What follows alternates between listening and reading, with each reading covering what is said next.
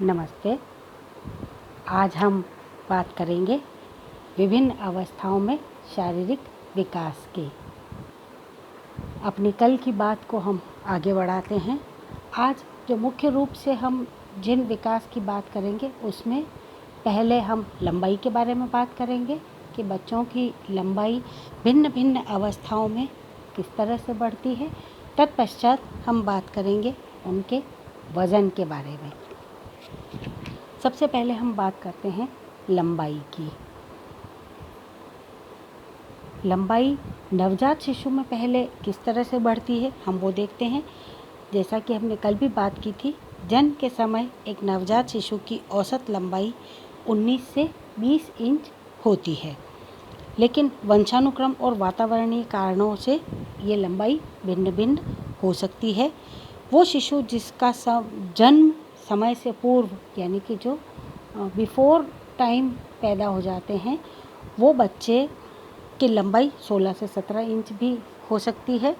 और कई बार ऐसा देखा गया है कि लड़कों की जो लंबाई होती है वो लड़कियों की अपेक्षा ज़्यादा होती है।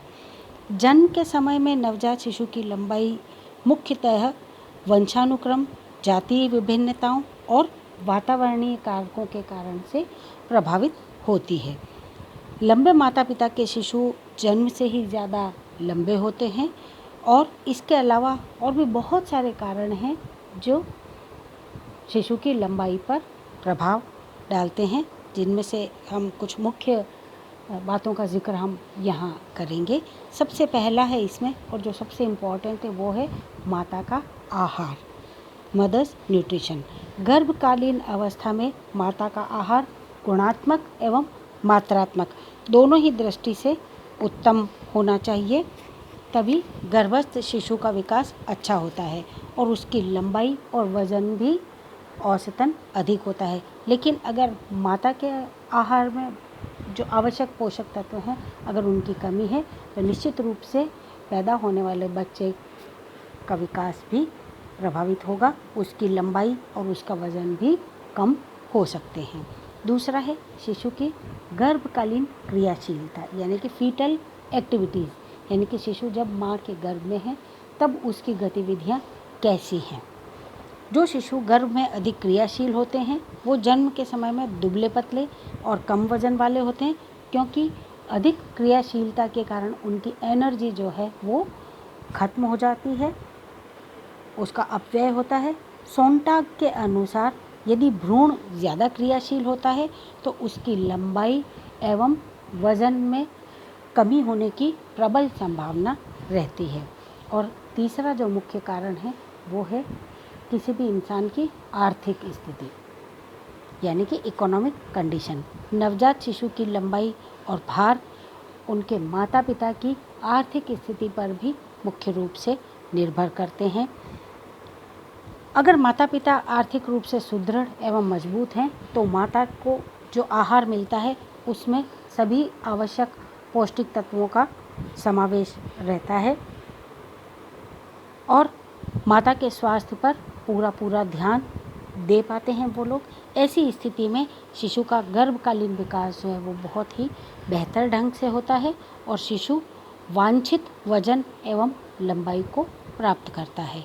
लेकिन अगर माता पिता की आर्थिक स्थिति अच्छी नहीं है तो फिर हो सकता है कि माता को 2 वक्त का भोजन भी पूर्ण नहीं मिल पाए, और जब उसको भरपेट भोजन नहीं मिलेगा तो निश्चित रूप से उसके गर्भ में पलने वाले शिशु का विकास भी उससे प्रभावित होता है और यही कारण है कि उस बालक की लंबाई और उसका वज़न कम हो सकता है। कई बार ऐसे बच्चे का जन्म जो है समय से पूर्व भी हो जाता है। गिब्सन ने अपने अध्ययन में ये पाया है कि जिनका आर्थिक स्तर निम्न होता है उनके बच्चे आकार में छोटे और भार में कम होते हैं। ये तो बात थी नवजात शिशु की। अब हम देखते हैं कि ये लंबाई बचपन की अवस्था में यानी कि बेबीहुड में 0 से 2 वर्ष के बच्चों में किस तरह से बढ़ती है। एक बार जब बच्चा पैदा हो गया उसके बाद अगले 2 वर्ष तक ये लंबाई किस ढंग से बढ़ती है। जन्म के प्रथम 2 वर्षों में शारीरिक वृद्धि एवं विकास की गति बहुत ही तेज़ होती है। हाँ, ये ज़रूर है, यहाँ ध्यान देने वाली बात है कि गर्भावस्था जितनी तेज़ गति कभी भी नहीं आती, लेकिन जीवन के बाकी काल से अगर हम कंपेयर करें तो इस अवस्था में ये गति अभी भी तेज़ होती है। इसी कारण से बालक की लंबाई में तीव्र गति से वृद्धि होती है। 19 से 20 इंच का बालक पैदा होने के समय जो 19-20 इंच का बालक था, वो 4 माह का होते होते 23 से 24 इंच का हो जाता है और 1 वर्ष का होते तक 28 से 30 इंच तक उसकी लंबाई हो जाती है। अतः औसतन उसकी लंबाई हम कह सकते हैं कि 2.5 से 3 इंच की उसमें बढ़ोतरी होती है। इसके बाद हम बात करेंगे पूर्व बाल्यावस्था, यानी कि 2 वर्ष से लेकर के 6 वर्ष तक की अवधि में ये लंबाई किस ढंग से बढ़ती है। 2 से 6 वर्ष की अवस्था पूर्व बाल्यावस्था कहलाती है और इस अवस्था में जो शारीरिक लंबाई है उसकी वृद्धि थोड़ी सी मंद हो जाती है। वृद्धि की जो गति है वो मंद हो जाती है। अब बालक की लंबाई थोड़ा धीरे बढ़ती है। इस समय उसकी लंबाई औसतन 7.5 सेंटीमीटर से 8 सेंटीमीटर की दर से ही हर साल बढ़ती है और 5 वर्ष का बालक अपने जन्म की लंबाई का लगभग 2 गुना हो जाता है। यानी कि जन्म के समय में उसकी जो लंबाई थी वो चाहे 18 इंच रही, चाहे 20 इंच रही, चाहे 22 रही या 16, जो भी लंबाई रही उसकी एग्जैक्ट लगभग दुगुनी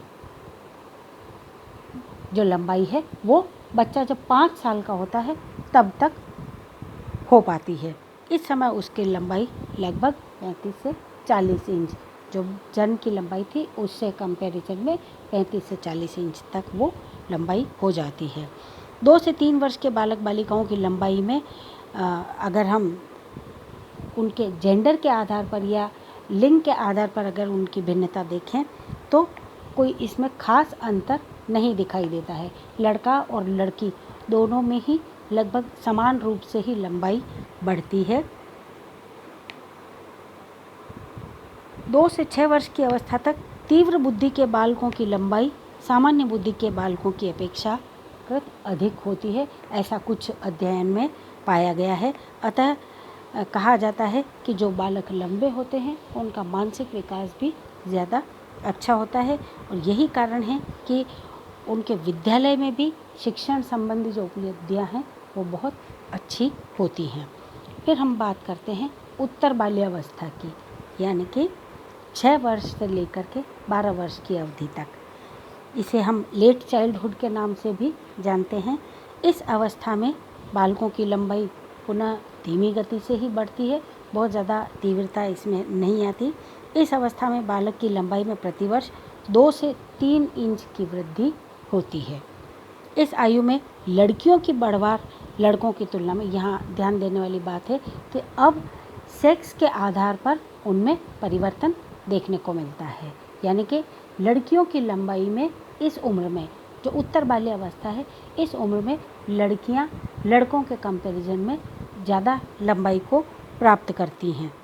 अतः कुछ लड़कियां इस उम्र के अपने जो हम उम्र लड़के हैं उनसे ज़्यादा लंबी भी हमको देखने को मिलती हैं। कई सारे अध्ययनों से ये सिद्ध हुआ है कि इस अवस्था में भी प्रतिभाशाली बालक अन्य बालकों की अपेक्षा ज़्यादा लंबे होते हैं। खासतौर से SM गान एवं साथियों ने कहा है कि वे बालक जो इस अवस्था में मोटे होते हैं उनकी लंबाई भी अधिक होती है। और इसके बाद में हम बात करेंगे वय संधि यानी कि प्यूबर्टी की। वय संधि की अवस्था में लंबाई में वृद्धि एक बार फिर से तेज़ गति से बढ़ती है और औसतन वृद्धि जो है वो 3 इंच के हिसाब से होती है। 12-13 वर्ष की आयु को प्राप्त करते करते लड़कियां लगभग 58 इंच लंबी हो जाती हैं और 18 वर्ष के लड़कों की लंबाई 66 इंच हो जाती है। 18 वर्ष के पश्चात लड़कियों की लंबाई में वृद्धि रुक जाती है, लेकिन लड़कों में इस लंबाई में वृद्धि लगभग 21-22 वर्ष तक भी होती रहती है। और यही कारण है कि एक बार पूर्ण वयस्कता को प्राप्त करने के पश्चात हम देखते हैं कि लड़के अधिकांशतः लड़कियों के अपनी हम उम्र लड़कियों के कंपैरिजन में ज़्यादा लंबे होते हैं, उनका वज़न भी लड़कियों की तुलना में ज़्यादा होता है। अध्ययनों से ये सिद्ध होता है कि जिन बालकों के परिपक्व होने की गति मंद होती है, वे बच्चे उन बच्चों की अपेक्षाकृत ज़्यादा लंबे होते हैं जिनमें परिपक्व होने की गति तेज़ होती है। यानी कि हम कह सकते हैं कि slow and steady wins the race. जो धीमी गति से लगातार बढ़ते जा रहे हैं वो ज़्यादा अधिक लंबाई को प्राप्त करते हैं, जो तेज़ गति से एकदम से बढ़ते हैं उनको कंपैरेटिवली लंबाई कम मिलती है। ये तो थी बात लंबाई की। अब हम अपनी बात को आगे बढ़ाते हैं और बात करेंगे वज़न की। एक बार फिर हम सबसे पहले देखेंगे नवजात शिशु का वज़न, यानी कि नियोनेट। जन्म के समय में एक नवजात शिशु का वज़न अगर हम पाउंड में देखें तो 6 से 8 पाउंड होता है, और अगर किलोग्राम में देखा जाए तो ये 3 से 3.5 किलो। भारतीय परिवेश में अगर देखें तो हमारे यहाँ पर 2.5 से 3 किलो का बच्चा भी सामान्य बालक की श्रेणी में माना जाता है। जन्म के 2 से 3 सप्ताह बाद तक वातावरण के साथ समायोजन करने का जो उसका पीरियड होता है, उसमें बालक में वृद्धि ज़्यादा नहीं होती है, बल्कि जन्म के भार में भी एक बार की कमी देखने को महसूस होती है। शुरुआत के 15 दिन में, यानी कि 2 सप्ताह तक, लगभग 2 सप्ताह तक बालक का पैदा होने के बाद बालक के वज़न में एक बार कमी देखने को मिल सकती है, लेकिन 2 सप्ताह के बाद में इस वज़न में वृद्धि होना प्रारंभ हो जाती है, और इस अवस्था में वृद्धि जो है वो बहुत ही तेज़ गति से होती है। और फिर आता है बचपन की अवस्था, यानी कि 1 माह से लेकर के और 2 वर्ष की अवस्था, बेबीहुड जिसे हम कह रहे हैं। 4 माह का स्वस्थ शिशु अपने जन्म के भार का लगभग दुगुना वज़न प्राप्त कर लेता है। जहाँ शुरुआत के 15 दिनों में हमने देखा कि वज़न में एक बार हल्की सी कमी आती है, उसके बाद में जो वज़न में बढ़ोतरी होती है तो वो 4 महीने का होने पर लगभग जन्म के वज़न से दुगुनी हो जाती है। और ये एक बहुत ही महत्वपूर्ण क्राइटेरिया है किसी भी बालक के अच्छे विकास को जानने का, क्योंकि अगर कोई बालक पैदा होते समय उसका वज़न अगर कम है और 4 महीने का होने पर उसका वज़न, जो कुछ भी वज़न था, वो चाहे 2 किलो का ही पैदा हुआ था, और अब 4 महीने का होने पर अगर उसका वज़न 4 किलो हो गया है, इसका मतलब उसका विकास सामान्य गति से चल रहा है। यहाँ हम एक बच्चे के वज़न का कंपैरिजन दूसरे बच्चे से नहीं कर सकते, क्योंकि यहाँ व्यक्तिगत विभिन्नताएं पाई जाती हैं। बच्चा जो खुद पैदा हुआ था, उसका पैदाइश के समय जो वज़न था, उसी से उसके वज़न की तुलना हम आगे कर सकते हैं। तो ये ध्यान रखने वाली बात है कि 4 माह का होने पर जन्म के वज़न से दुगुना हो जाना चाहिए। यही सामान्य विकास के पैरामीटर्स हैं जिन पर हम किसी भी बच्चे को अगर कंपेयर करें तो हम उसका पता लगा सकते हैं कि वो कितना सही उसका विकास चल रहा है। और लगभग 1 वर्ष की अवस्था, आप देखिए 4 महीने का हुआ तब तक दुगुना हो गया, और अगले 6 से 8 महीने लग जाएंगे, यानी कि जब वो 1 वर्ष का होगा, अर्थात 1 वर्ष का है या 12 महीने का है, तो 4 वर्ष का होने पर 2 गुना वज़न हुआ, और 12 महीने का होने पर या 1 वर्ष का होने पर ये वज़न मात्र 3 गुना हो जाता है। जो जन्म का वज़न है उससे बढ़ कर के अब ये वज़न 3 गुना हो गया, यानी कि अगर पैदा हुआ था वो बच्चा 3 किलो का था, तो 4 माह का होने पर उसका वज़न 6 किलो हो जाना चाहिए, और 1 वर्ष का होने पर, यानी कि अपना पहला जन्मदिन जब वो बच्चा मनाए उस समय तक उसका वज़न 9 किलो हो जाना चाहिए। अगर वो इसी गति से उसका वज़न बढ़ रहा है तो ये एक बहुत ही सही गति से उसका विकास चल रहा है, ऐसा हम कह सकते हैं।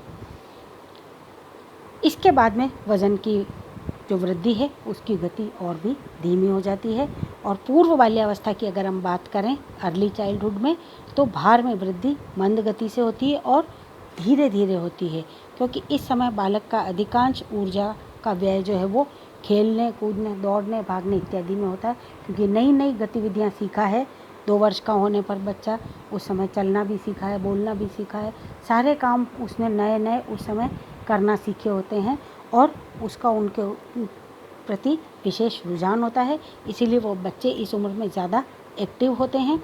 2 से 6 वर्ष के बालक के भार में 3 से 5 पाउंड की वृद्धि प्रतिवर्ष होती है और 5 वर्ष का बालक अपने जन्म के भार से 5 गुना होता है, यानी कि अगले 4 साल लगा करके वो सिर्फ 2 गुना वज़न ही बढ़ा पाता है, यानी कि जन्म के समय से जो वज़न था 5 वर्ष का होने पर वो 5 गुना होना चाहिए। और फिर उत्तर बाल्यावस्था की अगर हम बात करें, लेट चाइल्डहुड, तो उत्तर बाल्यावस्था में वज़न में वृद्धि जो है वो बहुत धीमी गति से ही होती है। 6 से 7 वर्ष की अवस्था तक लड़कियों की अपेक्षा लड़के ज़्यादा भारी हो जाते हैं। इस उम्र में लड़कों में तो वज़न में ज़्यादा वृद्धि होती है, जबकि आपने देखा था लड़कियों में इस उम्र में लंबाई में वृद्धि होती है। लेकिन 11-12 वर्ष की अवस्था तक लड़कियों जो है वो लड़कों से वज़न में भी भारी हो जाती हैं और 11 से 12 वर्ष की लड़की का भार जो है वो 80 से 90 पाउंड तक का हो जाता है। उत्तर बाल्यावस्था में वज़न में वृद्धि वसा के जमाव के कारण, यानी कि फैट कंटेंट बढ़ने के कारण से होती है, जो कि लड़कियों में ज़्यादा देखने को मिलती है।